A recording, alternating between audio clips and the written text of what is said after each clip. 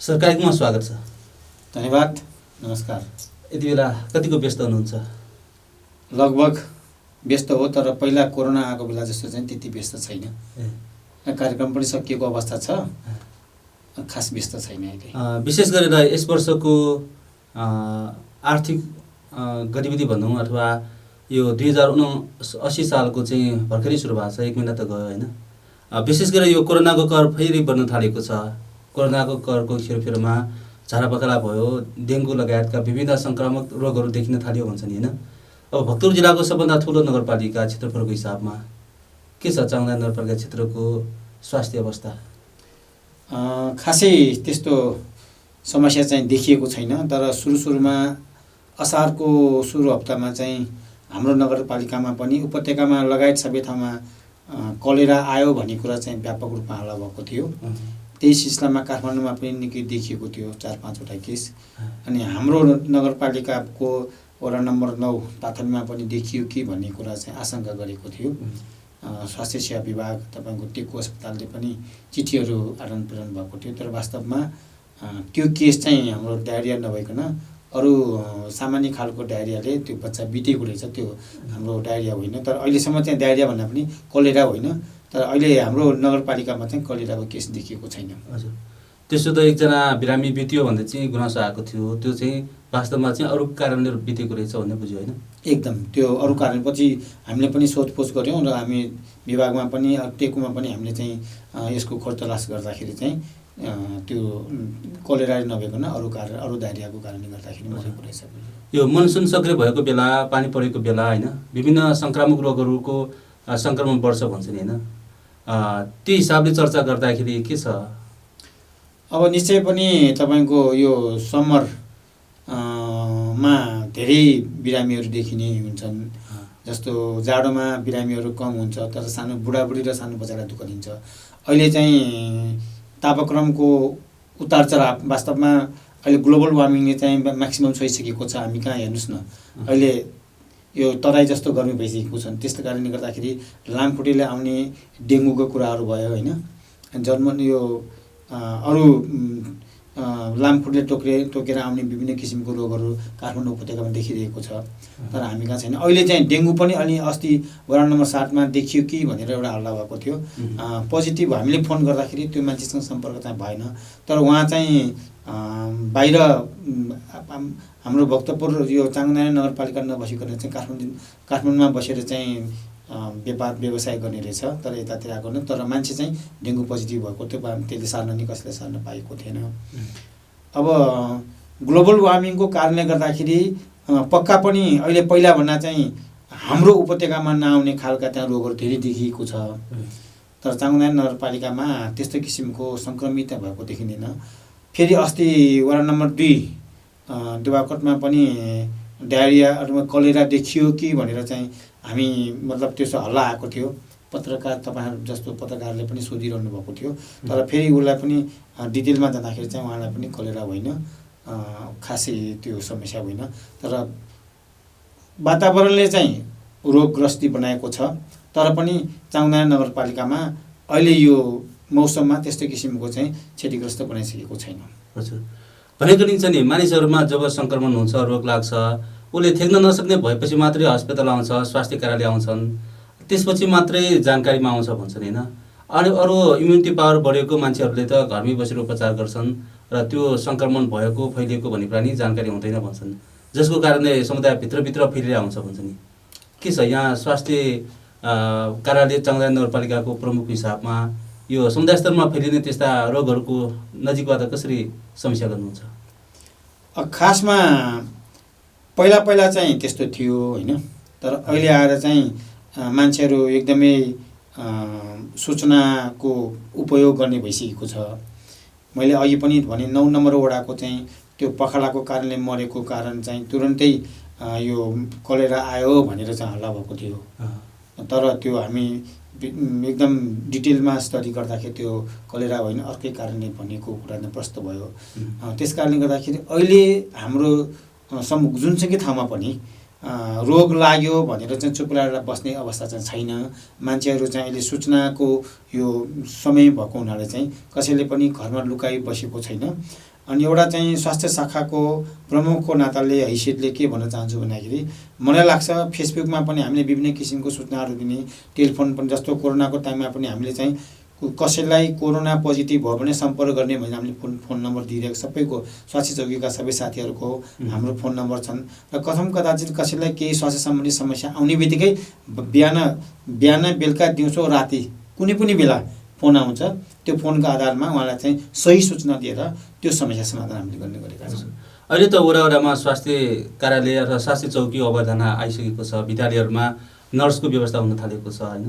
चाङदाई नगरपालिका क्षेत्रमा रहेका 9वटा वडाहरूमा होइन हरेक वडामा स्वास्थ्य अवस्था के छ? स्वास्थ्य चौकीको स्वास्थ्य कर्मीहरूको बन्दोबस्ती हाम्रो 9 नम्बर 1 देखि 9 सम्म छ।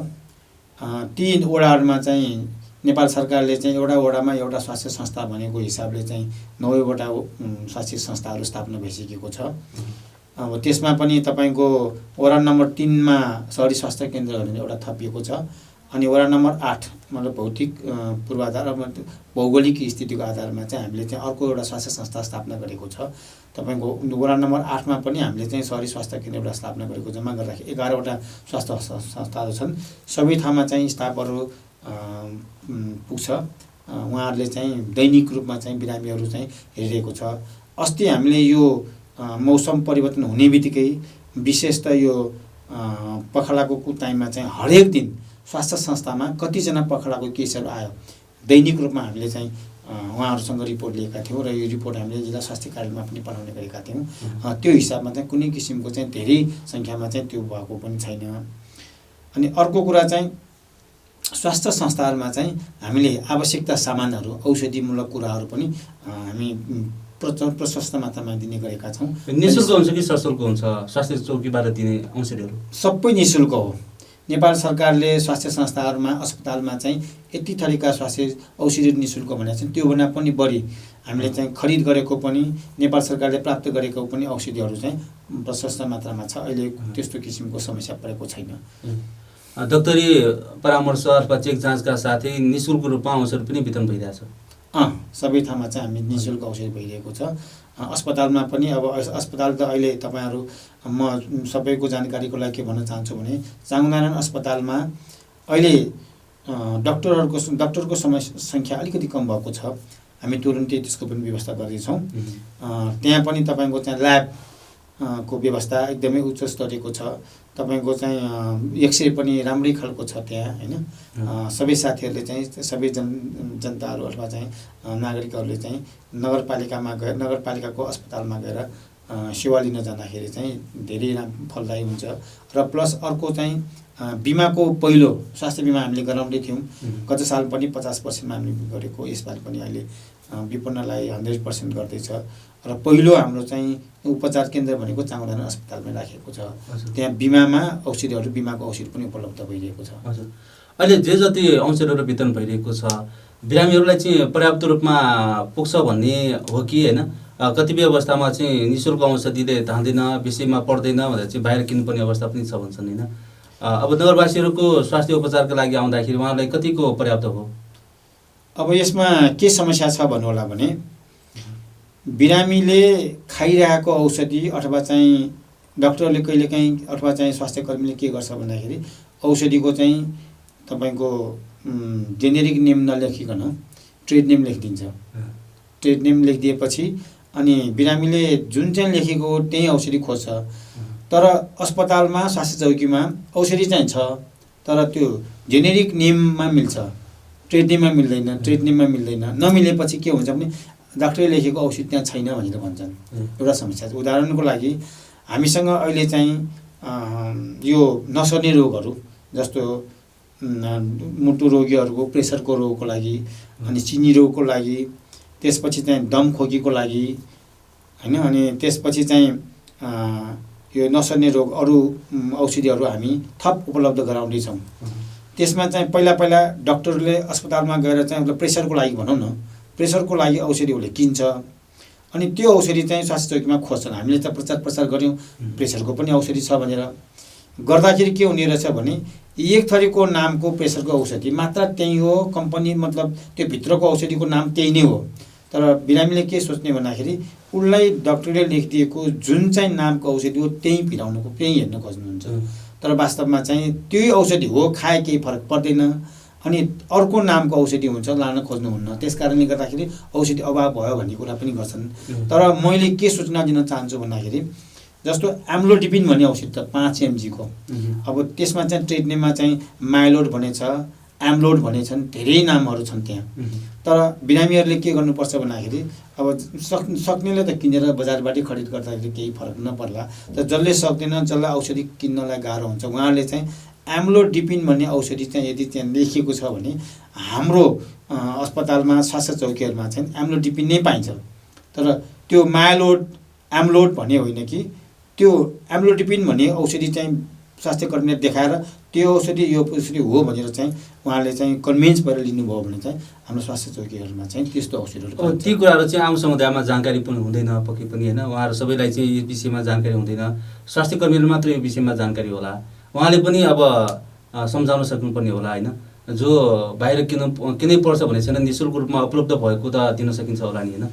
त्यो हिसाबले चर्चा गर्दाखेरि स्वास्थ्य क्षेत्रमा अब नगरपालिका स्तरीय अस्पताल पनि बनिसकेको छ, वडा वडामा स्वास्थ्य चौकी छ, विद्यालयहरूमा नर्सिङ सेवा पनि दिने भनिएको छ। के छ नर्सिङ सेवा सबै विद्यालयहरूको पहुँचमा पुगिसक्यो हो? अब यसमा पहिलो कुराको जवाब दिन चाहन्छु। जस्तो हाम्रो एडभोकेसी भन्छौँ, हामी स्वास्थ्य चौकीका साथीहरूले पनि त्यो भनिरहनु भएको छ, अनि हामीसँग पनि सम्पर्कमा आएकाहरूलाई पनि हामीले भनिरहेको छ होइन। तर त्यही पनि बिरामीहरू चाहिँ के भन्छ भन्दाखेरि जुन चाहिँ लेखेको हो त्यही चाहिँ चाहनुहुन्छ। कतिलाई हामी सम्झनाउँदाखेरि त्यसो भए ठिक छ भनेर त्यहाँ लिएर पनि जानुभएको छ। त्यो मान्छेको आफ्नो सम्झिने कुरामा फरक पर्छ। यदि हामीले कन्भिन्स गर्दाखेरि हामीले उहाँहरूलाई चाहिँ त्यो कुराहरू भन्दाखेरि मान्नुभएको मान्छेले लिएर गएको छ, नमान्नुभएको मान्छेले किन सक्ने किनेर खानुभएको छ। त्यो औषधिको कुरो पाटो त्यसरी हो। अब हाम्रो नगरपालिकामा नेपाल सरकारको यो विद्यालय नर्स, एक विद्यालय एक नर्स भन्ने अवधारणा चाहिँ विगत 3 वर्ष 4 वर्षदेखि नै सुरु भएको हो। सुरुमा हाम्रो नगरपालिकामा 2टा विद्यालय नर्स आउनुभएको थियो। एउटा चाहिँ चाङनारायण माविमा, अर्को चाहिँ तपाईँको देवी उच्च मावि भनेर हाम्रो ताथालीमा आउनुभएको थियो। उहाँहरूको निरन्तरता 3 वर्ष 3 आर्थिक वर्ष मा रनिङ छ अहिले। र उहाँहरूले चाहिँ विद्यालयमा विद्यार्थीहरूको विभिन्न किसिमको स्वास्थ्य सम्बन्धी क्रियाकलाप कामहरू गरिरहनु भएको छ। जस्तै चाहिँ विभिन्न किसिमको चाहिँ आँखा कान नाक घाँटीको चाहिँ तपाईँको चाहिँ शिविर चलाउने, बच्चाहरूलाई चाहिँ क्लासमै चाहिँ फर्स्ट एडका कुराहरू भन्ने, त्यसपछि व्यक्तिगत सरसफाइका कुराहरू भयो, खोपका कुराहरू पनि सँगसँगै मिसेर गर्ने चाहिँ त्यो भइरहेको छ। अहिले हाम्रो नगरपालिकामा यस आर्थिक वर्षदेखि 4वटा चाहिँ विद्यालय नर्स आउनुभएको छ। भनेपछि देवी मावि चाङमा, त्यसपछि अर्को एउटा सरस्वती मावि ठाकलमाटमा पनि भइसकेको छ भने अर्को चाहिँ विगत 2 वर्ष पहिलादेखि गणेश मावि हाम्रो छालिङमा पनि छ। 4वटा चाहिँ हाम्रो नगरपालिकाका सामुदायिक विद्यालयमा 4जना नर्सहरू चाहिँ क्रियाशील भएका छन्। अब सबै सामुदायिक विद्यालयमा पुर्याउने लक्ष्य त पक्कै लिएको होला। अहिले प्रदेश सरकारले सबै मावि विद्यालयमा चाहिँ एक नर्स चाहिँ उपलब्ध गराउने त्यो एउटा चाहिँ योजना छ। सायद क्रमशः बढाउने छ। आशा गरौँ सबै माविमा चाहिँ विद्यालय नर्सहरू उपलब्ध होला। हजुर। त्यसपछि अब घर दैलो नर्सिङ सेवा भक्तपुर नगरपालिकाबाट सुरु भयो। देशका विभिन्न क्षेत्रमा पनि यो अभियान सुरु गर्न थालेको छ। चाङदाई नगरपालिकाले र चाङदाई नगर क्षेत्रका समुदायले कहिले पाउँछ होला? अब नर्सिङ सेवा घर दैलो चाहिँ खास हामीले चाहिँ गरेको चाहिँ छैनन्। तर घर दैलो जस्तै चाहिँ हामीले के गरिरहेको छ भन्दाखेरि एक त महिला स्वास्थ्य स्वयंसेविका चाहिँ घर दैलोमा गएर सेवा दिइरहेको छ। अनि उहाँहरूको हरेक महिनाको रिपोर्ट हामीले चाहिँ कलेक्सन गरिरहेको छ। भनेपछि एउटा वडामा कति गर्भवती छ, कति सुत्केरी छ, कति 5 वर्ष मुनिका बालबालिका छ, कतिले खोप पाएको त कतिले खोप पाएको छैन भने एकिन हामीसँग छ। भनेपछि त्यो एक किसिमको घर दैलो जस्तै छ। अनि अर्को चाहिँ सुत्केरीको पाटोमा अहिले एउटा चाहिँ नेपाल सरकारको चाहिँ सुत्केरीको स्याहारको सम्बन्धमा के आइरहेको छ भन्दाखेरि चाहिँ एउटा घरमा एउटा वडामा एउटा घरमा यदि सुत्केरी छ 45 दिनसँगको सुत्केरी छ भने स्वास्थ्य चौकीका हाम्रा नर्सिङ स्टाफहरू हैन विभिन्न किसिमको चाहिँ तपाईँको चाहिँ जस्तो प्रेसर नाप्ने, त्यसपछि चाहिँ लाइट, अनि त्यसपछि उहाँको चाहिँ बच्चाको होइन तौल हेर्ने, सबै लिएर चाहिँ कम्तीमा पनि 2 पटकसम्म त्यो सुत्केरीलाई हेर्ने र सुत्केरीको अवस्था के छ, बच्चाको अवस्था के छ हेर्ने, त्यो रेकर्ड ल्याउने। त्यो रेकर्ड चाहिँ हामीले फेरि विभागमा पठाउनु पर्छ। त्यस्तो किसिमको चाहिँ गरिरहेको छ। लगभग गत आर्थिक वर्षको अन्तमा हामीले यो सुरु गरेको। यसपालि चाहिँ पुरै वर्षभरिमा सुत्केरीहरूलाई चाहिँ हेर्नको लागि नर्सिङहरू होम भिजिट गर्छन्। हजुर, त्यो चाहिँ छ। भनेपछि अब स्वास्थ्य कर्मीहरू घर दैलो पुगिरहनु भएको छ। आम समुदायको स्वास्थ्यको अवस्थामा दाताहरू सङ्कलन गरिरहनु भएको छ होइन। त्यसको अब कोही व्यक्ति नगरवासी बिरामी भयो, कहीँ अस्पतालमा जानु पर्यो भनेदेखि उसको स्वास्थ्य अवस्था के छ भन्ने कुरा त्यहाँ चिकित्सकले हेर्ने बित्तिकै थाहा पाउने अवस्था पनि त सिर्जना गर्न सकिन्छ होला। त्यो कतिको सहज होला? त्यसको लागि रिफरल भन्छ। रिफरल भनेको स्वास्थ्य चौकीमै गएर उहाँको चाहिँ सबै हिस्ट्रीहरू लेखेर होइन, हाम्रो स्वास्थ्य चौकीले अस्पतालले गर्न नसक्ने भयो, उसलाई चाहिँ अन्तै स्वास्थ्य चौकी स्वास्थ्य अस्पतालमा लानु पर्यो भने त्यस्तो किसिमहरूमा चाहिँ हाम्रो अस्पतालमा आउँदा, हाम्रो स्वास्थ्य चौकीमा आउँदाखेरि एउटा रिफरल स्लिप भन्ने हुन्छ, सबै लेखिएको हुन्छ त्यहाँ। उहाँलाई यसो भएको, यो भएको, यो औषधि खाँदै गरेको भनेर रिफरल स्लिप लेखिदियो भने त्यो रिफरल स्लिप साथ चाहिँ यदि चाहिँ अर्को अस्पतालमा गयो भने त्यहाँ थाहा हुन्छ होइन। तर चाहिँ अब हाम्रो स्वास्थ्य संस्थामा नआइकन सिधै अस्पतालमा जानुहुन्छ भने उहाँहरूको चाहिँ त्यस्तो रेकर्ड चाहिँ हुँदैन। हुन त चाँगुदेन नगरपालिकाले डिजिटल प्रणालीमा जोडिएको नगरपालिका भनेर चाहिँ घोषणा पनि गरिसकेका छ, पुरस्कृत पनि भएको खबर पनि सुन्छौँ होइन। अब स्वास्थ्य क्षेत्रमा पनि डिजिटलाइज गर्ने अथवा आम नगरवासीको चाहिँ स्वास्थ्य अवस्थाको बारेमा अनलाइनमा डाटाहरू भर्ने काम पनि त हुनसक्छ होला नि। यो तपाईँको चाहिँ ओपन डाटा भन्ने कुरा चाहिँ हाम्रो चाङ नगरपालिका गत आर्थिक वर्षदेखि गरेको हो। त्यो भनेको अर्थ कस्तो भन्दाखेरिमा कुनै पनि नागरिकले हाम्रो नगरपालिकाको डाटामा गएर हेर्नुभयो भने चाहिँ कुन चाहिँ शाखाले के चाहिँ कार्यक्रम गरेको छ, त्यसमा कति बजेट छ होइन, कुन आर्थिक वर्ष के अरे कुन चौमासिकमा के कार्यक्रमहरू गर्यो, कहाँ गर्यो, के गर्यो भन्ने कुरा चाहिँ सबै चाहिँ हेर्न पाउँछ। त्यो कार्यक्रमको बारेमा नगरवासीको स्वास्थ्यको बारेमा पनि त्यो को नगरवासीमा के कस्तो खालको रोग छ, कस्तो उपचार गरिरहेछ होइन, कुन अवस्थामा छ स्वास्थ्य अवस्था भनेर चाहिँ रिपोर्टहरू पनि कहीँ कतै रिपोर्ट गर्दाखेरि पनि हेर्न सक्ने गरी वातावरण बनाउन सकिने अवस्था हुन्छ कि भनेर त्यो चाहिँ अहिले गर्न सकिरहेको छैन। तर के चाहिँ गर्न सकिन्छ भन्दाखेरि अहिले हाम्रो देशैभरि होइन विपन्न नागरिकहरूको सिफारिस गर्दाखेरि कुन चाहिँ वडामा कुन चाहिँ व्यक्ति चाहिँ के रोगबाट ग्रसित छ त्यो कुरा हामीसँग चाहिँ रेकर्ड छ। त्यसलाई चाहिँ अब बिरामीहरूको चाहिँ गोप्यताको लागि पनि त्यो राख्न मिल्ने नमिल्ने त्यो कुरो भइरहेको छैन होइन। त्यो चाहिँ अब जस्तो अहिले ओपन डाटामा चाहिँ जस्तो हामीसँग अहिले गत आर्थिक 157 जना चाहिँ विपन्न नागरिकहरूले चाहिँ सिफारिस लिएर जानुभएको छ। त्यो हाम्रो नागरिक अन्तर्गत पर्छ। र अर्को कुरा चाहिँ अहिले नेपाल सरकारले चाहिँ दीर्घरोगीहरूलाई 4 थरीको दीर्घरोगी पनि छन्। दीर्घरोगीहरूलाई चाहिँ 5000 को चाहिँ तपाईँको जुन अहिले चाहिँ मासिक रूपमा दिने भनेर घोषणा गरिसक्नु भएको छ। त्यो चाहिँ हामीले विगत आर्थिक वर्षको जेठ महिना असार साउन भदौ अहिले हामी सङ्कलन गर्दैछौँ। लगभग हामीसँग चाहिँ अहिले त्यो सङ्कलन गर्दाखेरि चाहिँ 150 जना जतिको चाहिँ हाम्रो चाहिँ बिरामीहरूको चाहिँ सङ्कलन आएका छन्। त्यो लिस्ट चाहिँ अब बिरामीहरूको चाहिँ कन्सेन्ट दिन सकियो भने होइन, हुन त अब किनभने कुनै पनि बिरामीको चाहिँ डाटामा हाल्न पनि अब उहाँहरूसँग चाहिँ ओके मतलब चाहिँ स्वीकृति लिनुपर्छ। किनभने बिना स्वीकृतिले त्यो फलाना मान्छे फलाना रोगी भनेर राख्नु पाइँदैन, किनभने मान्छेको चाहिँ एउटा मानवीय अधिकार हो, त्यो भन्न पाइँदैन। यदि उहाँहरूको स्वीकृति लिएर यदि हाम्रो नगरपालिकाभित्र चाहिँ यो रोगका मान्छे यो वडामा यति छ, यो फलाना फलाना हुनुहुन्छ भनेर राख्न खोज्यो र राख्न सक्ने हो भने राख्न सक्छ र त्यो चाहिँ थाहा पाउँछ। कमसेकम चिकित्सकहरूले जानकारी राख्न सक्यो भनेदेखि कहीँ कतै दुर्घटनामा पऱ्यो भनेदेखि फलाना मान्छे दुर्घटनामा परेछ भनेपछि उसको हिस्ट्री त हेर्न सकियो, अब उपचार गर्न सही त होला भनेर त्यो चाहिँ अलिकति कम्प्लिकेटेड छ होइन। त्यसको लागि चाहिँ छुट्टै डाटा कलेक्सन गर्नुपर्छ। त्यस्तो कुनै योजना बनाउनु भएको छ कि भनेर अहिलेसम्म चाहिँ छैन। त्यो अलिकति महँगो नै छ। त्यो अहिले चाहिँ विभिन्न नगरपालिकाहरूले हरेक क्षेत्रमा नमुना कार्यहरू गर्न थालेको सन्दर्भमा होइन केही जानकारी प्रस्तुत गरे। त्यसपछि अब आम समुदायको स्वास्थ्य बिमाको कुरा अघि नै गरिसक्नु भएको छ। 50% छुट दिएर चाहिँ स्वास्थ्य बिमा गर्न थालिएको छ चाङदान नगरपालिकाले। त्यसको प्रभावकारितालाई कसरी जोडिएको छ? हरेक नागरिक नगरवासीहरू चाहिँ यो सेवामा आबद्ध भइसकेका छन् कि अझै पनि 50% डिस्काउन्ट दिँदाखेरि पनि नगरपालिकाले बेहोर्दाखेरि पनि सहभागी भएको छैनन्? यसमा चाहिँ गत आर्थिक वर्ष र त्योभन्दा पहिला आर्थिक वर्षमा नगरपालिकाले सबै नागरिकहरूलाई 50% अनुदान दिएर चाहिँ सबै बिमामा ल्याएका थियौँ। अहिले कति नयाँलाई पनि हामीले इनरोल गरेका थियौँ, कति पुरानो मतलब चाहिँ पुरानो रिन्यू पनि गरिसकेका छौँ। तर यसपालि चाहिँ हामीले चाहिँ बिमाको कार्यविधि 2078 बनाएका थियौँ। अब यसपालि चाहिँ अहिले मेयर साहबहरू नयाँ जनप्रतिनिधिहरू आउनुभएको छ, उहाँहरूले चाहिँ नयाँ अहिले चाहिँ 78 सालको जुन हाम्रो कार्यविधिले चाहिँ हामीले केही संशोधन गरेका छौँ। संशोधनमा के भनेको छौँ भने पहिला जस्तो चाहिँ सबैलाई नदिइकन अहिले चाहिँ वास्तविकमा चाहिँ नगरपालिका क्षेत्रभित्रको गरिब को छ, विपन्न को छ, उहाँलाई दिने 50% हुने 100% दिने भनेर चाहिँ 2-4वटा कुराहरू चाहिँ फेरबदल गरेको छ। एक नम्बरमा के चाहिँ भनेको छ भन्दाखेरि यदि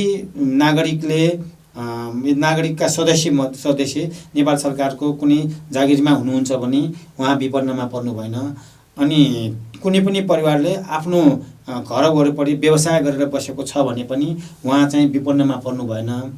र अरूको चाहिँ जस्तो अलि राम्रो खालको मुलुकमा चाहिँ वैदेशिक रोजगारमा त्यो घरको परिवार हुनुहुन्छ भने उहाँलाई पनि त्यो विपन्नमा हुनुहुन्न भनेर चाहिँ 3टा कुराहरू चाहिँ संशोधन गरेको छन्। अनि ती 3टा कुरामा परेन भनेदेखि अरू जो कोहीले पनि 100%मा तपाईको चाहिँ बिमा गर्न पाउनुहुन्छ। त्यसको लागि चाहिँ हामीले के एउटा प्रावधान बनाएका छौँ भन्दाखेरि जो मान्छे चाहिँ बिमा गर्न चाहनुहुन्छ उहाँले वडा कार्यालयमा गएर निवेदन दिनुहुन्छ। निवेदन दिइसकेपछि अनि वडा समितिले चाहिँ उहाँ त्यो 3टा कुरामा क्राइटेरियामा उहाँ पर्नुहुन्छ कि पर्नुहुन्न भने चाहिँ उहाँको नाममा सिफारिस गर्नुहुन्छ। त्यो सिफारिस गरिसकेपछि प्रत्येक वडामा चाहिँ बिमा सहयोगी दर्ता सहयोगी हुनुहुन्छ, उहाँ कहाँ त्यो वडा कार्यालयबाट आएको नाम लिस्टको आधारमा चाहिँ बिमा गरिदिनुहुन्छ। तर बिमा गर्ने चाहिँ अहिले मलाई लाग्छ 50% भइदिएको भए सात मान्छेहरू चाहिँ धेरै आउनुहुन्थ्यो होला। अहिले वडा कार्यालयहरूसँग चाहिँ फोन गरेर सोद्धाखेरि चाहिँ त्यति मान्छेहरू लालायती भएको छैन, त्यति मान्छे चाहिँ बिमामा दर्ता भइसकेको छैन भन्ने पनि भन्नुहुन्छ। 2टा कुरा हुनसक्छ। एउटा कुरामा चाहिँ तपाईँको गत सालको चाहिँ हामीले बिमा गरेका मान्छेहरू जुन छ नि उहाँहरूको त टाइम छँदैछ, उहाँहरू आउने कुरै भएन होइन। अहिले यसपालि चाहिँ 100% गर्नको लागि चाहिँ अब जो मान्छे चाहिँ एकदमै अलिकति विपन्नै छ त्यस्तो मान्छेहरू चाहिँ सायद सूचनाको आधार नपुगेर पनि हुन त वडा कार्यालयले सूचना चाहिँ फ्ल्यास गरिसकेको छ, त्यो थाहा नपाएको हो कि अथवा चाहिँ अब विपन्न मान्छे नभएको हो त्यो थाहा छैन। तर कम मात्रामा आइरहेको छ, त्यति चाहिँ एकदमै सक्रिय रूपमा चाहिँ आइरहेको छैन भन्ने कुरा चाहिँ हामी सुनिरहेको छौँ। अब वर्षको 3,500 रुपियाँ तिर्न नसक्ने नागरिक पनि छन्, उहाँहरूको लागि निःशुल्क रूपमा बिमा गरिदिने यहाँले चाहिँ योजना बनाउनु भएको छ। यो कुरा चाहिँ अब नगरवासीहरूले चाहिँ उपयोग गर्न सकिन्छ। अब त्यो विपन्नको परिभाषा दिँदाखेरि यहाँले जुन क्राइटेरियाहरू भन्नुभएको थियो होइन, वडा कार्यालय जनप्रतिनिधिको रोबरमा पनि त कसैलाई दिन सक्छ, कसैलाई नदिन सक्दो रहेछ होइन। यो विषयमा चाहिँ आम समुदायमा के भन्नुहुन्छ यहाँ जनस्वास्थ्य कार्यालय चौँदा नगरपालिकाको तर्फबाट? अब यस्तो हो, मैले अघि पनि भने अब हाम्रो भन्दा पनि अब वडा कार्यालयका 4 जना चाहिँ वडा सदस्यज्यू हुनुहुन्छ, वडा अध्यक्षज्यू हुनुहुन्छ, त्यहाँ अरू पनि प्रतिनिधिहरू हुनुहुन्छ। अनि बिमा गराउनको लागि चाहिँ त्यहाँ निवेदन दर्ता गर्छ, बिमामा आबद्ध हुन पाऊँ भनेर निवेदन दिन्छ। त्यो निवेदन आइसकेपछि त्यो निवेदनप्रति छलफल गर्दाखेरि त्यो मान्छे विपन्न हो कि विपन्न होइन कि अथवा चाहिँ त्यो मान्छेलाई साँच्चीकै 100% चाहिँ स्वास्थ्य बिमा दिनुपर्ने हो होइन, उहाँले चाहिँ त्यो खेलाउनुहुन्छ। त्यो खेलाइसकेपछि त्यहाँबाट निर्णय गएपछि चाहिँ दिइहाल्ने हो। तर कुरा रह्यो अब सबै मान्छेहरू जस्तो भनौँ न एकदमै वास्तविक विपन्न मान्छेहरू त्यो कुरो थाहा नपाइसकेको पनि अवस्था हुनसक्छ। यसको लागि चाहिँ वडा कार्यालय चाहिँ कसरी त्यो सूचनालाई चाहिँ भित्रसम्म जाने अथवा चाहिँ सबै घर धुरीले चाहिँ त्यो थाहा पाउने त्यो अनुसार चाहिँ उहाँले चाहिँ गर्नुपर्छ, सायद गर्नुभएको होला र आशा गरौँ आउनुहुन्छ। र अहिले चाहिँ फेरि के पनि एउटा चाहिँ हाम्रो कन्सेप्सन छ भन्दाखेरि यदि यो पहिलो मासिकमा यो भएन भने चाहिँ पछि फेरि चाहिँ यो हाम्रो कार्यविधिलाई परिवर्तन गरेर फेरि अर्को नियम पनि लागू हुन सक्छ। अब स्वास्थ्य सेवा दिनका लागि सबभन्दा पहिला त बिमा गरेपछि प्राथमिकताका लागि चौँदा नगरपालिकाको नगर अस्पताललाई नै तोक्छ होइन, दोस्रो तेस्रो चौथो पाँचौँ भनेर चाहिँ तोक्छ नि होइन, कुन पर्छ त? अब यसमा चाहिँ नगरवासीको रोजेमा पर्छ कि बिमा दर्ता सहयोगीको काम हो त्यो होइन। हामीले चाहिँ के भनेको छौँ भन्दाखेरि हामीसँग अहिले नगरपालिकाको नगर स्थानीय नगरपालिकामा औषधि पनि छ, तपाईँको चाहिँ फार्मेसी पनि छ, म्यान पावर पनि छ, त्यहाँ दिइरहेको छ। गत सालदेखि चाहिँ हामीले भइरहेको हो। पहिलो प्रायोरिटी त त्यही हो। तर अब मान्छेहरूको आफ्नो चोइस पनि हुन्छ र जो मान्छे चाहिँ बिमा दर्ता सहयोगी हुनुहुन्छ नि उहाँसँग चाहिँ होइन म नगरपालिका अस्पताल जाँदा जस्तो ताथलीको मान्छेलाई नगर अस्पताल आउनलाई चाहिँ अलिक पाइक पर्दैन होइन, सायद त्यो मान्छेहरू चाहिँ नआउन सक्छ होइन। जस्तो अब नगरकोटको मान्छेहरू चाहिँ नजान सक्छ। अब त्यो अनुसार चाहिँ जो मान्छे बिमित हुनुभएको छ उहाँले चाहिँ आफ्नो पाइक भएको ठाउँमा चाहिँ चोइस गर्छन्। जस्तो अहिले भक्तपुर अस्पताल छन्, खोप अस्पताल पनि छन्, कोडियाल मैत्री अस्पताल छन्, कता कता हो त्यो जहाँ पाइक पर्छ त्यहाँ पाइक पर्छ जान्छन्, त्यो अनुसारमा। अब नगर स्तरको अस्पतालले नगरवासीहरूको पूर्ण रूपमा स्वास्थ्य दिन सम्भव त नहोला, विशेष गरी अस्पतालहरूमा रेफर गर्नुपर्ने अवस्था छ। त्यस हिसाबले नगर स्तरका अस्पतालहरू चाहिँ रिफर सेन्टरको रूपमा मात्र विकास भयो भन्छन् होइन। अब भविष्यमा नगर स्तरको स्वास्थ्यलाई कतिको मजबुत बनाउन सकिन्छ? यो त गरिरहेछौँ हामीले चाहिँ। जस्तो अरू चाहिँ नगरपालिकाहरूले चाहिँ के अरे जग साइड गर्यो होइन, तर हामीले नगर अस्पतालै उद्घाटन गरेका थियौँ भनेपछि तपाईँको अहिले लगभग वर्ष दिन आइसकेको छ, सेवा दिइरहेको छ होइन। तर पनि अब विकास भनेको एकैचोटि झ्याप्पै लाएर हुँदैनन्, बिस्तारै बिस्तारै हुन्छन्। तर बिस्तार भइरहेको छ, किनभने विभिन्न किसिमको जस्तो अहिले अक्सिजन प्लान्ट पनि हामीले सुरु गरिसकेका छौँ। कोरोनाको दुःख भएको बेलामा चाहिँ अक्सिजनको बिना मरेका मान्छेहरू धेरै देखिएको थियो। त्यस कारणले गर्दाखेरि त्यतिखेर चाहिँ हामीले अक्सिजन प्लान्ट सुरु गरेर अक्सिजन प्लान्ट सञ्चालनमा आएको छ। अब पूर्वाधारहरू केही बन्न बाँकी छ, त्यो त्यसको लागि चाहिँ हामी मन्त्रालयमा गएर कुन पूर्वाधारहरू के बाँकी छ त्यो चाहिँ बनाउनको लागि हामीले चाहिँ पहल गरिरहेको छौँ। मलाई लाग्छ यो आर्थिक वर्षभरिमा चाहिँ पूर्ण रूपमा अस्पतालको रूपमा स्थापना हुनसक्छ होला। त्यो सँगै भक्तपुर अस्पताल, त्यसै गरी मानव अङ्ग प्रत्यारोपण केन्द्र लगायत वीर अस्पतालको शाखाहरू पनि चाङलाइन नगरपालिका क्षेत्रमा राख्ने भनेर चाहिँ योजनाहरू बनेको छ भन्छन् होइन। त्यो हल्ला मात्रै भयो कि वास्तवमा आउँदैछ? अब यो वीर अस्पताल एक्सटेन्डेड अस्पताल भनेर चाहिँ हाम्रो वडा नम्बर 1 मा हाम्रो दुवाकोट वडा नम्बर 1 मा चाहिँ सञ्चालन भइरहेको छ। यो चाहिँ विगत 3 वर्षदेखि नै हल्लामा आइरहेको हो, तर काम पनि भइरहेको छ। जस्तो यहाँ अहिले अस्ति मात्रै हामीले चाहिँ त्यहाँका डाक्टर साहबहरू अरू साथीहरूलाई चाहिँ हामीले बोलाएर चाहिँ हाम्रो चाहिँ मेयर साहबको रोबरमा बसेर कार्यालय प्रमुखको रोबरमा बसेर हामी एउटा मिटिङ गरेका थियौँ। अनि उहाँहरूलाई ल्याएर हामीले चाहिँ तपाईँहरूको सेवा के छ, तपाईँहरू के गरिरहनु भएको छ, अब के गर्नुपर्छ भन्ने सल्लाह गरेर मिटिङमा केही कुराहरू गरिसकेको छ। र उहाँहरूको रिपोर्टिङ अब हाम्रो तर्फबाट पनि एउटा चाहिँ स्वास्थ्य संस्थाकै रूपमा चाहिँ त्यो विकास भएको छ। त्यसको लागि तपाईँले गर्नुभएको काम के हो भने रिपोर्टिङको दायरामा हामीले ल्याउनको लागि चाहिँ हामीले चाहिँ यो युजर नेम पासवर्डको पनि उपलब्ध गराउने तर्खरमा भइसकेको छ। र त्यहाँ चाहिँ के हुने रहेछ, एउटा ओपिडी सञ्चालन भइरहेको छ, राम्रो ल्याब एउटा चाहिँ सञ्चालन भएको छ, अनि अल्ट्रासोनोग्राम पनि भइरहेको छ। अब यसैबाट तपाईँहरूलाई चाहिँ म सूचना दिन चाहन्छु, यदि नजिकै वरपर हुनुहुन्छ, सेवा लिन सक्नुहुन्छ भने त्यहाँ गएर यो सेवा लिँदाखेरि पनि हुन्छ। र अर्को महिनादेखि चाहिँ हामीले उहाँले के गर्नुभयो, कति बिरामीलाई कति सेवा दिनुभयो, कुन सेवा दिनुभयो, त्यो रिपोर्टिङ हाम्रोमा पनि आउँछ। अनि त्यसपछि चाहिँ विस्तृत रूपमा त्यहाँ त्यसको कति काम भइरहेको छ हामी हेर्छौँ। अब वीर अस्पतालको सेवा मतलब चाहिँ त्यो वीर अस्पतालै चाहिँ विस्तारको लागि चाहिँ अब अलिकति जटिलै जस्तो लाग्छ मलाई लाग्छ होइन। जग्गाहरू लिएको भने जग्गा पनि छ। अनि त्यसैको लागि चाहिँ अस्ति हामीले एउटा मिटिङ, पहिलो लटको मिटिङ गरिसकेपछि अहिले हाम्रो नवनिर्वाचित हाम्रो मेयर साहब जीवन सर चाहिँ तपाईँको वीर अस्पतालको भिसीसँगै भेटेर यसको लागि के गर्न सकिन्छ, यो कसरी यसलाई चाहिँ हामी छिटोभन्दा छिटो चाहिँ वीर अस्पतालै त्यहाँ स्थापना गर्न सकिन्छ, अथवा चाहिँ अस्पतालको रूपमा चाहिँ सेवा कसरी गर्न सकिन्छ भन्ने कुरा चाहिँ छलफल गर्नुभएको छ। सायद मलाई लाग्छ केही प्लानिङहरू भइसकेको होला, यो आर्थिक वर्षमा केही न केही भइहाल्छ होला। हजुर, त्यसपछि यो क्यान्सर अस्पताल होइन, त्यससँगै शहीद धर्मभक्त मानव अङ्ग प्रत्यारोपण केन्द्र पनि चाङ्गो क्षेत्रमा सार्ने भनेर चाहिँ हल्ला चलिरहेछ नि होइन।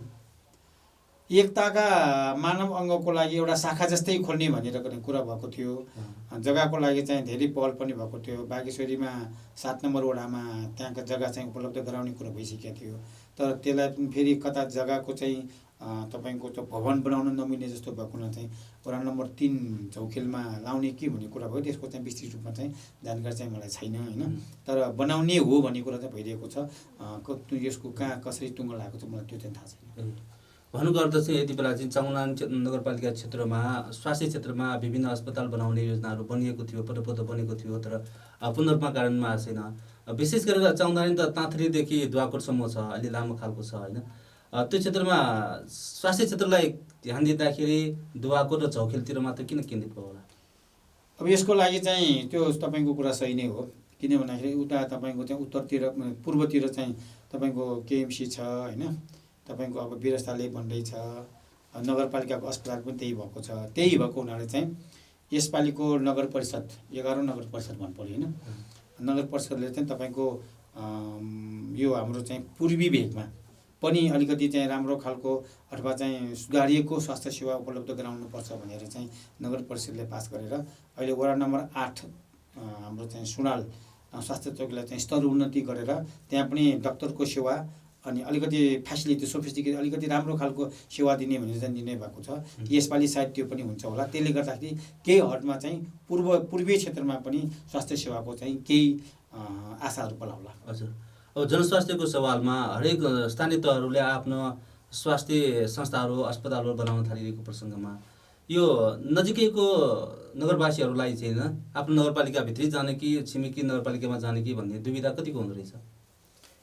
अब यस्तो हो, अब एकपटक त्यो सेवा लिएर सन्तोषजनक सेवा पाउनुभयो भनेदेखि मान्छे घरिघरि आउने हो, मान्छे स्वभावले पनि त्यही नै हो होइन। अब होइन, अब भर्खर स्थापना गरेको अब के सेवा देला भनेर चाहिँ त्यस्तो किसिमको मनसाय जुन नागरिकले गर्नुभयो उहाँहरू चाहिँ जानुहुन्न। त्यस कारणले गर्दाखेरि के हुनु पर्यो भन्दाखेरि हामी एउटा चाहिँ एकदमै सक्षम नागरिकको मतलब चाहिँ के अरे वहन गरेर त्यो ठाउँमा चाहिँ सेवा लिन जाने। सेवा लिन जाँदाखेरि चाहिँ यदि कथम कदाचित केही नमिलेको हो भने केही सरसल्लाह दिएर आउनुभयो भने चाहिँ अवश्य पनि त्यही सरसल्लाहको आधारमा चाहिँ त्यो अस्पताललाई चाहिँ अलिकति सेवायोग्य सेवा उपलब्ध गराउने योग्य बनाउन चाहिँ सकिन्छ। त्यसको लागि जनस्वास्थ्यसँग जोडिएका त्यस्ता सेवाहरूलाई चाहिँ अझ मजबुत बनाउनको लागि यो स्थानीय नगरपालिकाबाटै मात्रै सम्भव त पक्कै छैन होला। प्रदेशको केन्द्र सरकारबाटै क्षेत्रअनुसार चाहिँ विशेष अस्पताल पनि बनाउनु पर्ने हो कि के छ? तपाईँको अनुभवले के भन्छ? अब यसमा यस्तो छ, हामीले चाहिँ अघि तपाईँलाई भने होइन, अरू नगरपालिकाहरूले चाहिँ जगसाइड गर्यो होइन, शुभारम्भ गर्यो, तर हामीले त्यही दिन चाहिँ नगर अस्पताललाई चाहिँ हामीले चाहिँ सञ्चालनमा ल्याएका थियौँ। तर यो कति कुराहरू के हुने भन्दाखेरि चाहिँ नीतिगत कुरामा पनि फरक हुने रहेछ। हामीले नगर अस्पताललाई चाहिँ सूचीकृत गर्नको लागि चाहिँ हामी मन्त्रालय विभाग तपाईँको उता प्रदेशमा पनि हामी लागेका थियौँ। तर के हुने रहेछ भन्दाखेरि नगर अस्पताललाई चाहिँ आधारभूत अस्पतालमा कम्तीमा पनि 15 बेडको अस्पताल स्थापना गर्नको लागि तपाईँको नेपाल सरकारको सङ्घीय सरकारको आधारभूत अस्पतालमा यो क्राइटेरिया हुनुपर्छ, यति जग्गा हुनुपर्छ भनेर चाहिँ उहाँहरूको चाहिँ निश्चित मापदण्ड रहेछ होइन।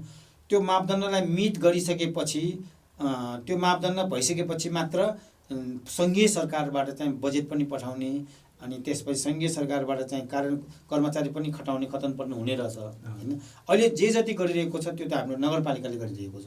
अस्पताल सञ्चालन भनेको सिधै नगरपालिकाले होइन, सङ्घबाट पनि प्रदेशबाट कुनै किसिमको आर्थिक सहयोग पनि आएको छैन। तपाईँको त्यहाँ यो अक्सिजन प्लान्टको लागि चाहिँ आएको थियो होइन, सङ्घीय सरकारबाट आएको हो, त्योदेखि बाहेक अरू चाहिँ आएको थिएन।